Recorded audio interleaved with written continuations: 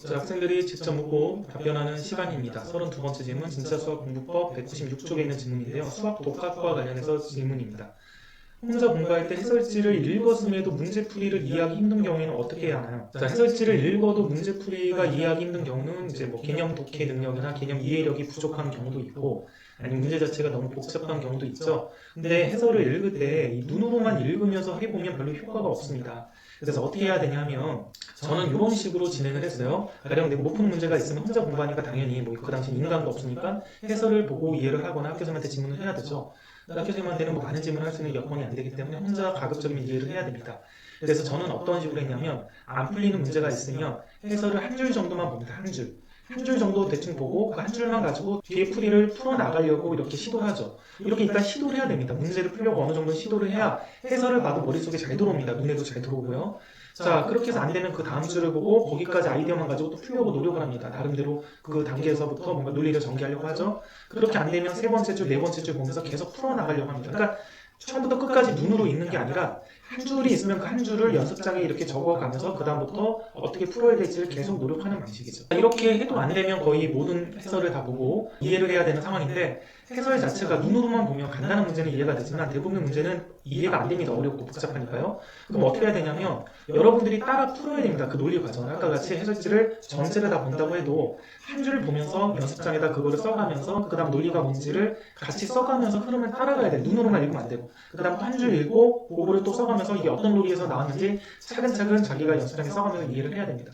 그래서 모든 풀이를 따라서서 다 이해를 그런 식으로 해야 되고 그 이해가 끝나면 바로 하얀색 백지를 넘겨서 이런 백지에다가 처음부터 끝까지 다시 한번 자기가 풀어봐야 됩니다. 풀어서 처음부터 끝까지 풀이가 나와야지 해설을 보고 이해를 했다라고 말할 수가 있어요. 그러니까 해설을 눈으로만 보고 자기가 혼자 백지에다 풀어서 풀이가 안 나오면 제대로 이해가 안 된 거고 제대로 오답이 안 된 거라고 생각을 하면 됩니다. 자, 방금 얘기했죠. 해설지를 한 줄씩 따라 쓰면서 이해하려고 노력해야 된다. 그러니까 눈으로 처음부터 끝까지 읽고 그런 것들은 별로 효과가 없어요. 한 줄씩 자기가 써가면서 왜 그런지 따라 쓰면서 이해를 하려고 노력을 해야 됩니다. 자, 그 다음에 그게 끝나면 흰 백지에 처음부터 다시 풀기 작업이 들어가야 되는 거죠. 자, 그 다음 두 번째, 이것도 안 될 때는 저는 학교 선생님에게 질문을 드렸는데 학교 선생님들한테 보통 질문을 드리면 제가 모르는 문제들을 학교 선생님들도 좀 많이 어려워하시거든요.